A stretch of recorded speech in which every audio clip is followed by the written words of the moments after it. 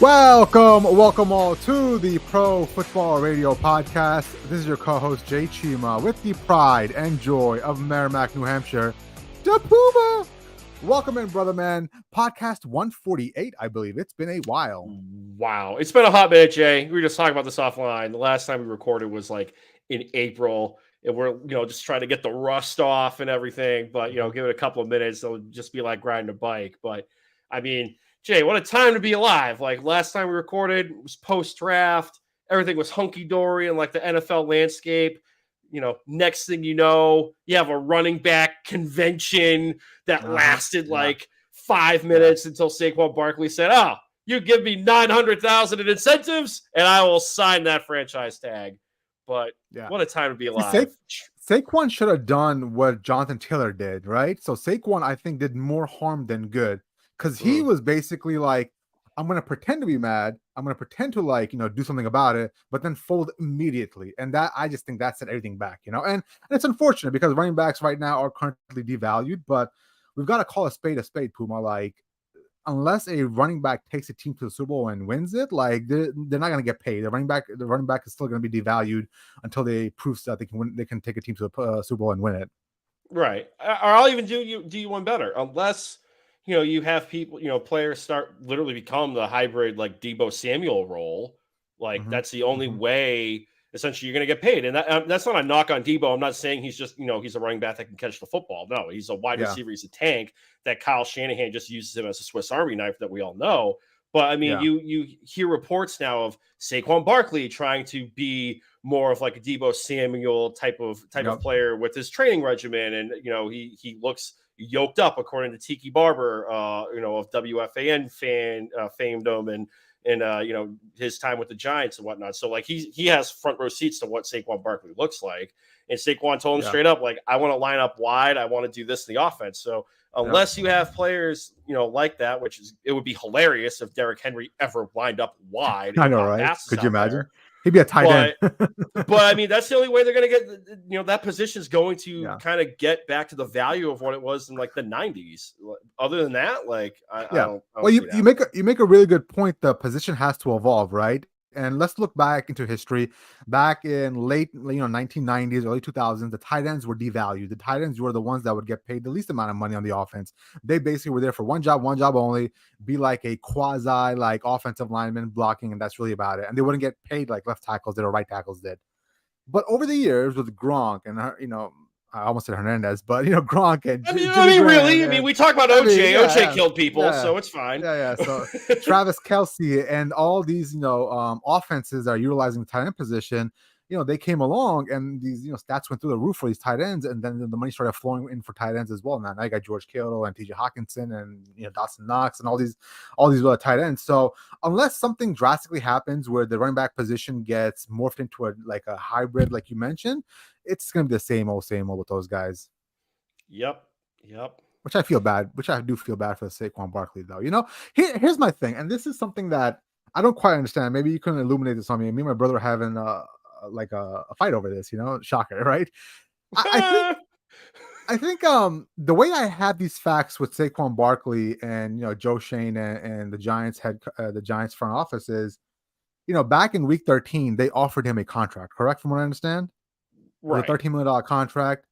He didn't want it, and Saquon Barkley said, "No, I'm not gonna sign that. We're gonna renegotiate in the offseason." So they get to the offseason, and that's when Joe Shane and Brian Daboll kind of dug their heels in and said, "No, now we're not gonna give you anything. Now, you essentially you didn't take that first offer from us, so now we're gonna give you anything at all." So my question to you is, Puma, what happened between that, initial hey, we gave you this contract in week 13 to in this offseason, we're not going to give you anything at all? I don't understand what the rub was. How did he piss him off so badly that they pulled the contract and said, we're not going to pay you at all now?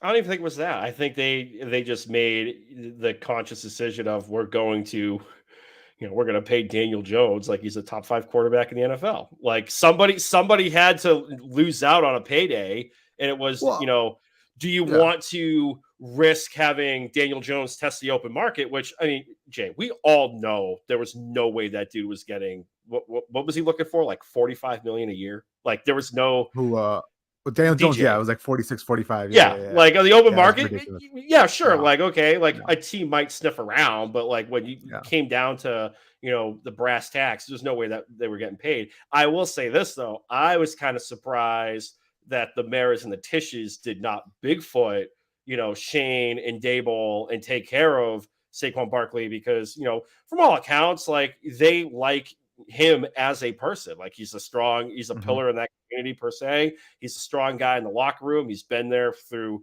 all of the turmoil that's gone on in that facility, post Coughlin and all the coaches that went through there and survived Dave Gettleman. But I'm kind of surprised they did not Bigfoot anybody in that front office and say, no, we're going to take care of our guy and pay Saquon Barkley. So let me ask you this question, and this is where I'm trying to figure out, right? What decision was the right decision, and why did because my brother put it to me like this way. He was like, Joe Shane and Byron Dayball, they were offended that he didn't take the title, he didn't take the original contract, so they pulled it. And now what I'm questioning is like, why would they let their ego, right, lead them to not having their best offensive player on the football field next year? You feel me? Like, I think Mhm. somewhere along the line, I think this might be the first misstep from the Giants front office, in my opinion, because it makes no sense to me that one day you offered him a contract, right? And then what they span of week 13 to the offseason is maybe a 2-month process, maybe 2.5 months when you can start resuming those conversations in the offseason from week 13. It makes no sense that you radically change your opinion that quickly. So which decision was the wrong decision? The first one to give him the $13 million contract, or the second one to not give him anything at all? You feel me? Like, Right. that's where I'm like, let's call it 100% here. The best offensive player on that football team is Saquon Barkley. Yeah. You actively were keeping him off the football field, and you were okay with going into the season without him.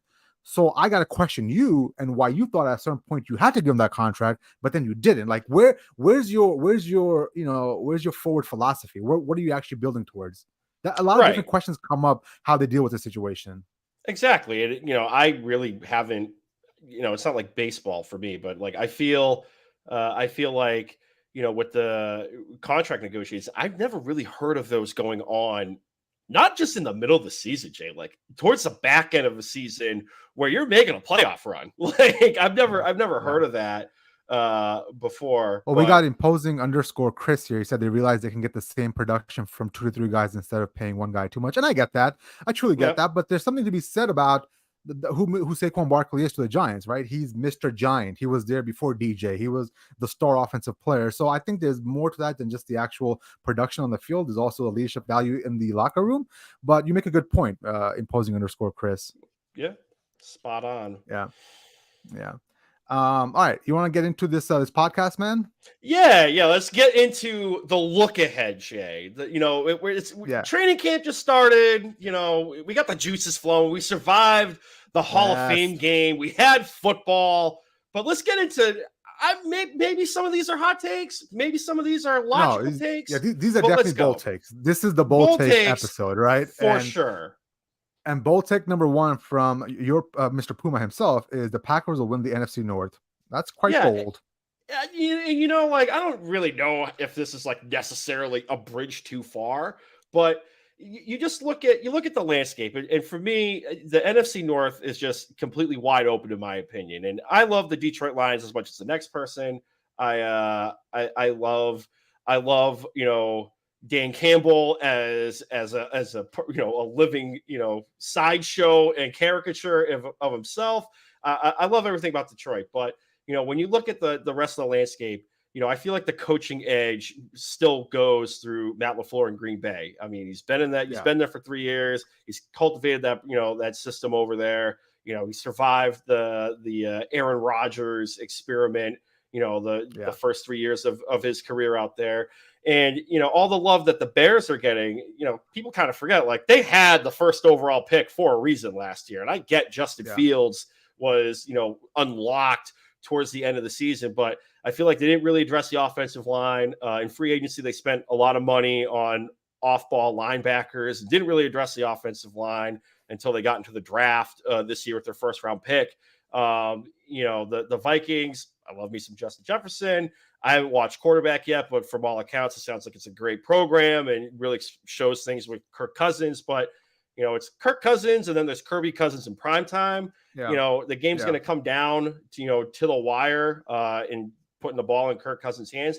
And also, I just think Jordan Love, we're going to see what Jordan Love was in 2018 when he was the Utah State quarterback and, had 30 touchdowns and 5 interceptions. I don't think we're going to get the 2019, Jordan Love. I think we're going to get the 2018 one. And that's coming from a guy. Yes, I'm biased. I was really high on him going into the draft in 2020. He's been in that system for 3 years.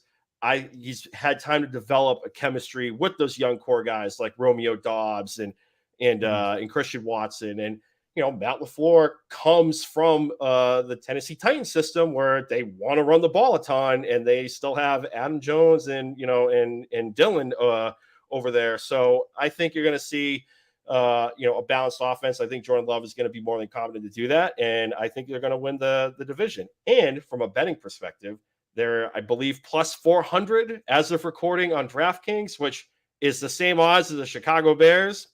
So if I'm going to bet a future, and I'm not big on that, I don't want my money tied up for like 4 months. I would put a little bit down on the Packers to win the NFC North. And that's right. Hashtag Puma Bets. Hashtag Puma Bets. Hashtag Puma Bets. All right. All right. Bold take number 2. The Chargers will miss the playoffs. Sir, explain yourself here. So everyone loves, your boy Herbie, Justin Herbert, just got paid, just got the Brinks truck backed up. Think of how many Puma bets he could put in, barring a possible suspension he would have if he did so. I heard this comparison. He's kind of like the iceberg lettuce of quarterbacks, right? Like he has all these like nice stats and everything, but when the game's on the line, he leads the league in fourth quarter interceptions. We saw what he did in the playoffs last year, blowing a 27-point lead. And there's an injury history, not just with him, but with the Chargers organization as a whole. That franchise kind of has gotten snake bitten with injuries since they left Qualcomm Stadium and they went to turf and they shared the stadium with the Rams right now. I just think injuries are going to bite them. I don't have I have zero faith in Brandon Staley as a coach. Same. I feel like if the I want him fired so bad. I want him. Oh my God, I know he did. I feel like if how much he makes me mad. Oh, I feel like the Chargers, if they actually had their way, the ownership, they would have hired Sean Payton as head coach, but they knew that the GM would probably end up getting canned because Sean Payton would just win in a power struggle. So they stuck with the devil that they know. They know Brandon Staley. It's like, all right, we'll get Kellen Moore from Dallas and see if he can open up this offense because Joe Lombardi, and I'm a Joe Lombardi critic. I will be the first one to front it, but he was an excuse as to what was holding this team back, right? They weren't opening up the offense enough. Justin Herbert wasn't throwing the football down the field. Now they're going to open that up with Kellen Moore. I still think, with all that being said, they're going to miss the playoffs. The injury bug is going to happen. The Kansas City Chiefs aren't going anywhere. And I know you're high on this one, so I'm not going to steal a whole lot of your thunder. But the Broncos I think they're going to be in for a massive rebound. I'll let you speak to that more in a little bit.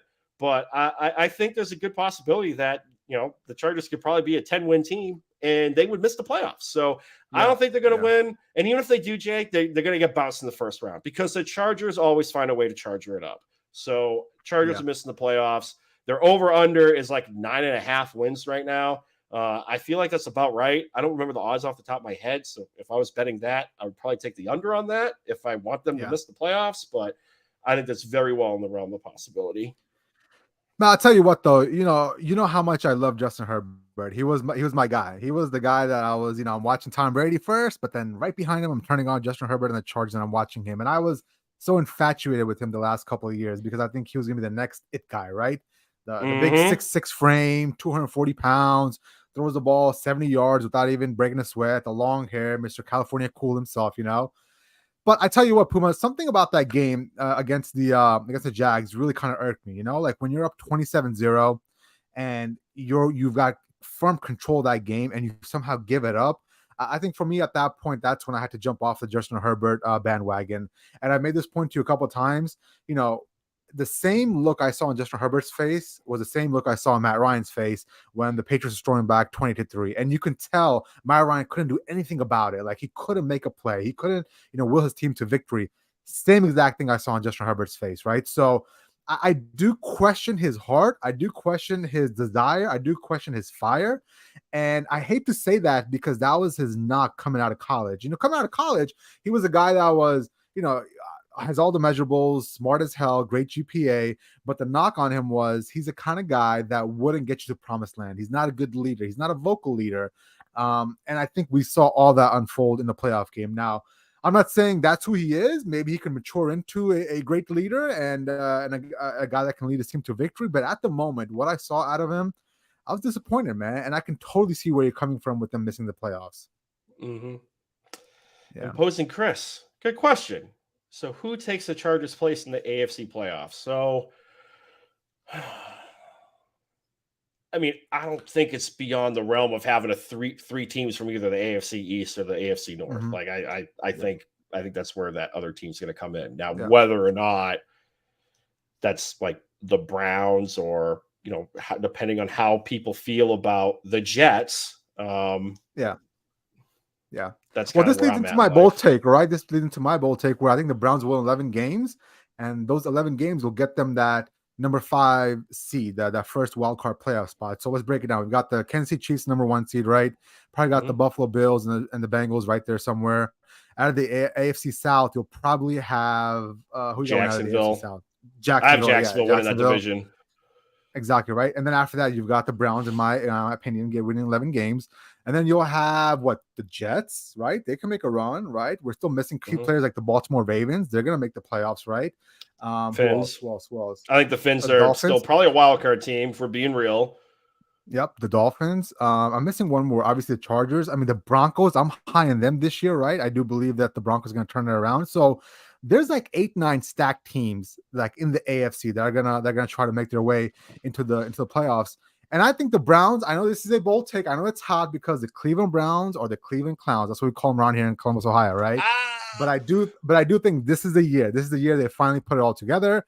I think Deshaun Watson, he's not going to be funneling any masseuses. He'll be on the football field the whole year. I think he's got everything lined up for him. And I think they have the pieces on both sides of the football to make a championship run, right? Whether it's the defense or the offense, I think they have just the pieces aligned for them to make a run. I love the fact they gave up a future late round pick for Zadarius Smith to bring him over. Really kind of show up that defensive line. So I know it's a hot take. I know it's bold because the Cleveland Browns haven't won 11 games in so long, but that's where it's at for me, man. And on top of that, it's now or never for Deshaun Watson. Like, if he doesn't get back to that MVP level he was down in Houston, now he'll never get back to that. Mm-hmm. No, for sure. And then, I love the offensive move they made for Elijah Moore. They traded for the disgruntled wide receiver from the Jets, bring him over there. But no, I'm with you.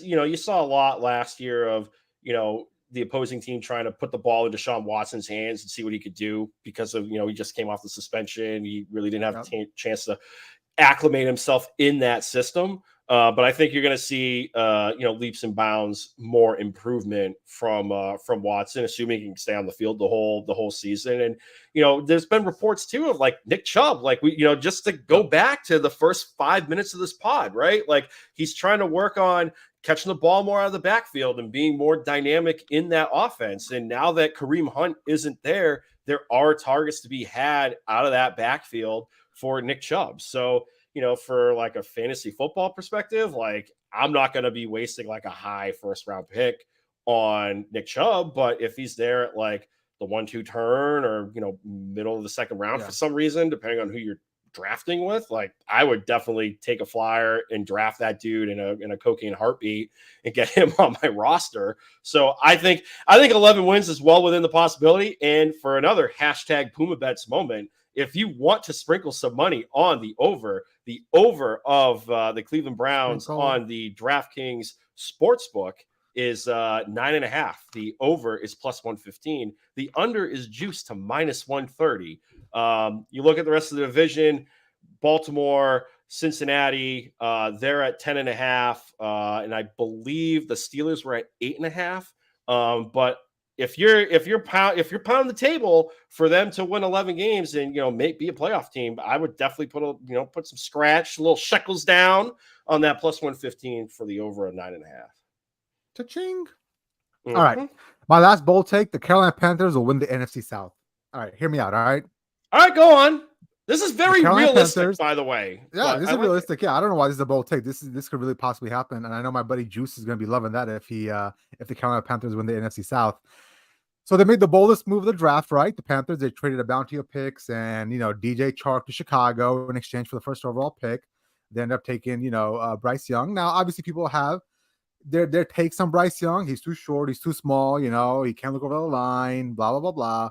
But I do think he's got enough of an arm / presence / leadership to really kind of steer the ship for the Carolina Panthers. Now, what really got me excited about this whole offseason for the Panthers was the fact that I think Frank Reich went out there and made some bold, aggressive moves. Like, you don't bring in a DJ Shark and a Adam Thielen if you're like rebuilding with a rookie and you're trying to like build for 2 or 3 years down the road. I truly believe bringing in those pieces like DJ Shark and Adam Thielen indicates that they think they can win the NFC South. Like, they think this is the year they can actually compete. They don't have to wait for a 5-year plan or whatever it is with a rookie quarterback. So that in itself, and couple that with the fact that the NFC South itself is just god awful. Like, it is so bad down there, right? You've got the Panthers, you've got a decent roster / coaching staff. You've got the Buccaneers, God knows what they're doing. I mean, at the moment, Kyle Trask is tied with Baker Mayfield for the #1 spot in training camp. Like, what is that? This morning. I died. What? I had a good like 2-minute laugh at the truck. Like, for Kyle Trask, yep. And then you've got the Falcons. I've got no faith in them. The Falcons are going to Falcon no matter what it is, right? And then you got the New Orleans Saints. I do think the New Orleans Saints are the one formidable team that the Panthers got to watch out for. I mean, they're always tough to play, especially at the Thunderdome. Now they got Derek Carr, and they've got good offensive weapons. Obviously, when Alvin Kamara comes back from his suspension, they'll be a very versatile offense. But I really do believe it's going to come down to both the Panthers and the Saints. And I'll go with Bryce Young, man. At the end of the day, if you ask me right now, Bryce Young or Derek Carr, who do you have more faith in? Give me Bryce Young. Oh, for sure. I like this take. Like I said, it's well within the realm of possibility here. And like, you're looking at the rest of the NFC South, like the coaching edge. Like, call it bias, Jay. Don't care. Frank Reich is probably my favorite head coach in the NFL. Like, I love that dude. What he did in Indianapolis with Jim Irsay and everything going on out there and the constant carousel of a quarterback situation, like that to me is like an act that should get him, canonized into sainthood in the Vatican somewhere type of deal. But, Dennis Allen, like, okay, yeah, you have a great roster with New Orleans, but, Dennis Allen is Dennis Allen. No disrespect. And then Derek Carr, we all see what happens with Derek Carr with the games on the line. Like, he gets a happy feet. Yeah. He's doing checkdowns on 4th down, whatever. Tampa Bay, to me, they are just in tank for Caleb Williams mode. I don't care. It doesn't matter. It does not matter who's going to be out there. The real threat for me in this division is going to be Atlanta, because Arthur Smith knows he needs to win games. And Bijan Robinson, for what they want to do in that, with what they want to do in that offense, he fits the mold perfectly. He's a tank. He's, another running back churned out of, the University of Texas, in the same cloak as Earl Campbell and smoking Ricky Williams and everything else. Probably the best running back prospect since AP has entered the league. He sounds like he can do it all. Desmond Ridder, they have faith in that dude. But like I said, Arthur Smith needs to win games. I'm not just saying this because I'm a Taylor Heineke guy, but like, if things start going south, like, Taylor Heineke can win you some games. Would I want Taylor Heineke to start 17 weeks? Probably not, because we saw what he was in Washington and that fiasco of a franchise. But for a stretch, if you need a stretch run, Heineke can be your guy. So for me, it's going to come down to Atlanta, and it's going to come down to the Panthers. And Imposing Chris on fire in the chat today. Yeah. I can't trust the offensive line. I get it. It's a young core, so I understand that. But I think down the stretch, just probably, I feel like down the stretch they were starting to gel a bit more. But I have faith in this offensive line. Yeah, I mean, like, I get it, and they didn't really address. I would have liked them to address the offensive line more in the draft. The only guy they took was the guard out of NC State. I believe his name is Chandler Zavala or something like that in the 4th round. Mm-hmm. You know, and I get it, but I think what we need to pay attention to is the fact that, you know, Bryce Young is so good pre-snap and post-snap actually that he can get the ball out immediately, right? I mean, I get it. He was playing down in Alabama where like everybody was stacked and he was amazing, blah blah blah. He didn't have to do much with such a talented roster, but I do think his ability to kind of understand the game plan, the actual play before he snapped the ball and getting the ball out immediately is going to work in his favor, right? And you see some of the weapons he has now. I totally forgot they picked up Hayden Hurst and Miles Sanders, and you know, obviously we already talked about DJ Shark and Adam Thielen. But all these guys, even the kid out of Ole Miss, Jonathan Mingo. Jonathan Mingo! Exactly, right? So they have enough weapons there where, like, if things are going bad, then they go to the quick game, right? I mean, you don't have 3 seconds back there. The line's getting crushed all day long. Let's just dump it off to Hayden Hurst here, dump it off to Miles Sanders. Quick game it is all day, every day. And that's one of the strong suits is the short, accurate, quick game for Bryce Young. Right. And in theory, too, like that's almost an extension of the running game. So exactly, you know, hell yeah, love it. Any other crazy Puma bets that you have that you are going to be putting some money on? I know you got the DraftKings shirt on there. You're basically their official sponsor. DraftKings, the official sportsbook of the Pro Football Radio podcast. They just don't know it yet. Jay, I'm not a big futures guy because like I don't want to tie my money up for like 4+ months. Like it's all about the cash flow, baby. It's all about the whole season. You know what I mean? Yeah. So like I'd rather not tie it up, but like if I was going to bet it, and you know, this isn't just me like shamelessly plugging the podcast here, my Twitter page, #PumaBets, but like I would I love when people say that. They're like, I love people say that. Like, I hate that. I don't want to shamelessly plug. I don't want to shamelessly plug it, but you know, here I am. But no, I can buy the Browns being on the rebound. Personally, what I like, bet the house on over 9.5. Like looking at that division, probably not. But like at plus 115, like all right, fine. Like if I had the bankroll, sure, I would put some money down on there. But I don't want to tie it up for months. If I was going to do like an MVP bet, just because like the odds are so short, like Justin Fields is like the 10th best odds to be MVP. They finished with the worst record in football last year. They did not address the offensive line, yet he has the 10th best odds to win MVP.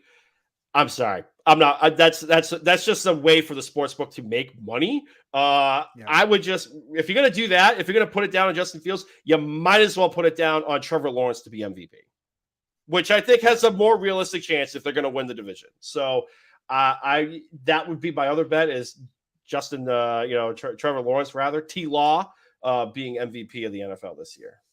That's and bold, don't bother man. with That's the running real back. Bold.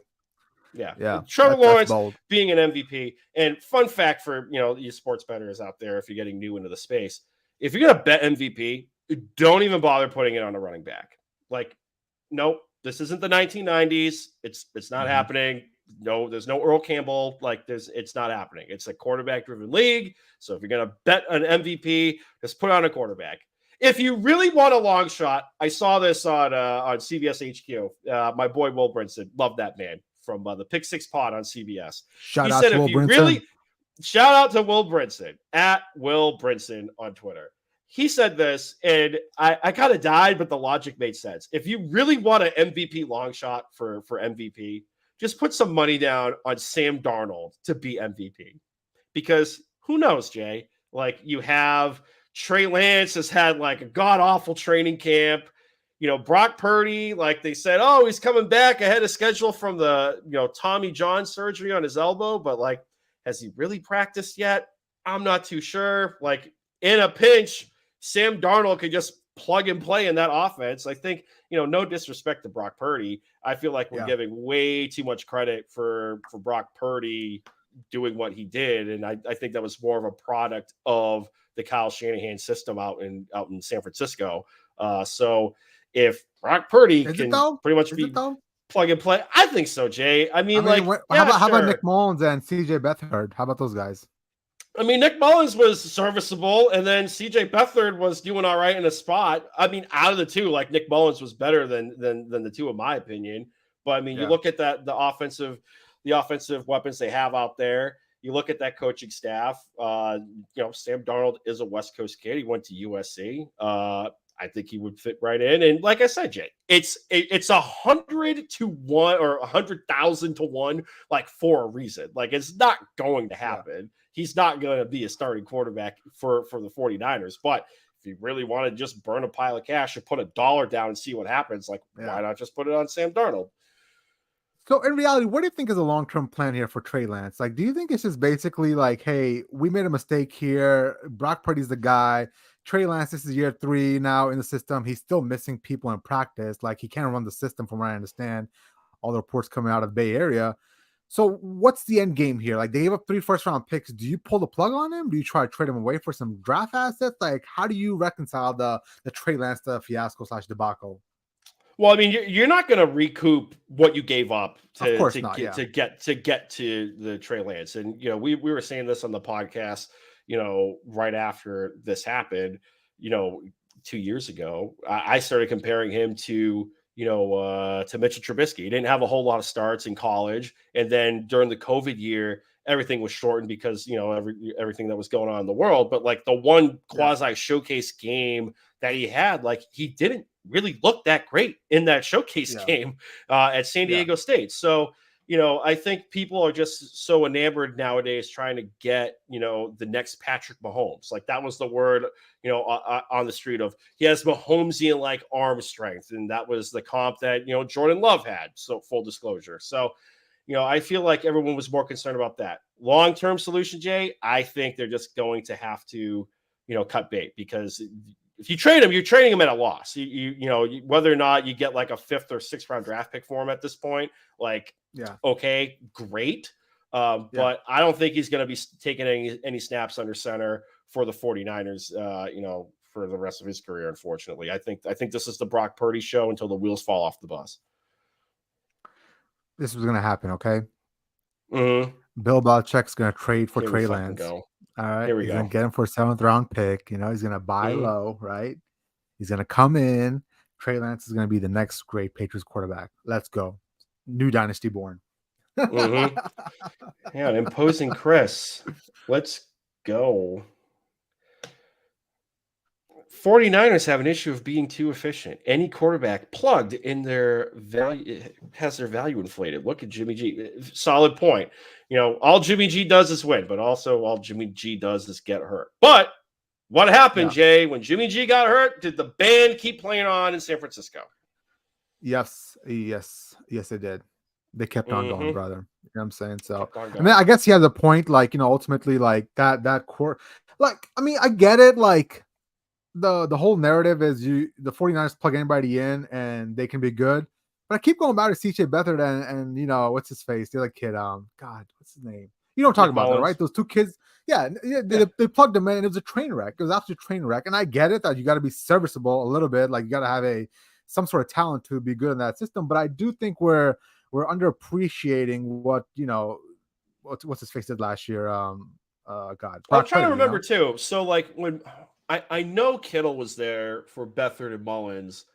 Yeah. I don't even think like Deebo 1 in Samuel 10 or was something. They're like 1 in 10 or something crazy in that realm. Yeah, but they still had talent. They still had his system. They still had talent though. Right, they still had the system too. But I mean, for playmaker wise, it was how many years in the league was George Kittle in at that point? Like 2, he was still young. 3. Yeah. I don't think I think Deebo Samuel was still at the University of South Carolina. I mean, the running back situation, that's another, system where, you and I could start at running back and probably be like 1,000 yards. No shot across the bow at Christian McCaffrey. That dude is a machine. I'm not casting shade, but I mean, that system really just is so efficient. Like Imposing Chris has been saying, that it's one of the most efficient offenses in the NFL right now. Yeah, I mean, we'll see if Jimmy G can win in Las Vegas, right? Top 5 wide receiver, top 5 running back, coach that has worked with him before in the system. I get it. Jimmy G, this is Jimmy G's like shut up or you're out of the league kind of like actually put up or you're out of the league kind of deal this year for him. So from what I understand though, Jimmy G's having a tough time in Las Vegas. Have you seen some of the reports coming out that he's having an issue with the system and he can't? And I'm like, that's kind of that's kind of alarming because he kind of came from the same system that Josh McDaniels ran in New England. So what's happening there? I'll say this though, and I never thought like I would kind of defend Jimmy G on this. Here we go. I believe and I'm not saying this is going to happen because it's the Raiders, and I love the Raiders, and I'm glad your sister got into football, and I'm sorry I got her into the Raiders, but that year that the 49ers went to the Super Bowl, like Jimmy G had a dog shit like training camp too. So oh really? Okay. Yeah. Yep. Well, from what I understand, Jimmy G also would have really bad training camps in New England. Like you would look at him in practice and be like, this kid can't throw. And then lights come on, he's a gamer, from what I understand. Like the game and the actual practice are two different things. So I don't know. We'll see, man. We'll see how the season unfolds. But Puma, we're like, close to almost 35, 40 minutes here. Do you want to hit on anything else or do you want to get out of here? I think we can cut bait on this one. It was good to get back into it, and thanks Imposing Chris for being active in the chat, much appreciated. And we're gonna have more content coming out. Training camp. We're starting to get into the dog days of August, which means we're gonna have some roster cut moves and the unfortunate injuries that might happen in training camp. So we'll be talking about stuff, and who knows? Maybe Jim Irsay will take some like ayahuasca from Aaron Rodgers, and he might have this vision on his, bus with the Jerry Garcia guitar sitting in his lap saying, F it, I'll just trade Jonathan Taylor, and we'll probably do an emergency podcast on that front. But this episode of the podcast and previous episodes of the Pro Football Radio podcast can be found on Google Podcasts, Apple Podcasts, YouTube as you're watching it here, Twitch. We're on multiple platforms here. If you listen to our Apple Podcasts, be sure to leave a 5-star review. Google Podcasts, be sure to leave a 5-star review as well too. Like, subscribe, download, share with your friends. Social media wise, Facebook and Instagram, Pro Football Radio Podcast. The Twitter machine at PFR Podcast. I'm on Twitter, Brando_Puma. Jay Chima is at Jay Chima. DMs are open. Hit us up. More than happy to chat. And we'll the DMs talk to you guys next week. Hit up the DMs. And for the OGs of the pod, this is something special here. This is something special. For our boy Freddie. People. Turn it down. Freddie Soliotis, you're fired! Wow, the eye contact. Wow. All right, see you guys. Look at that.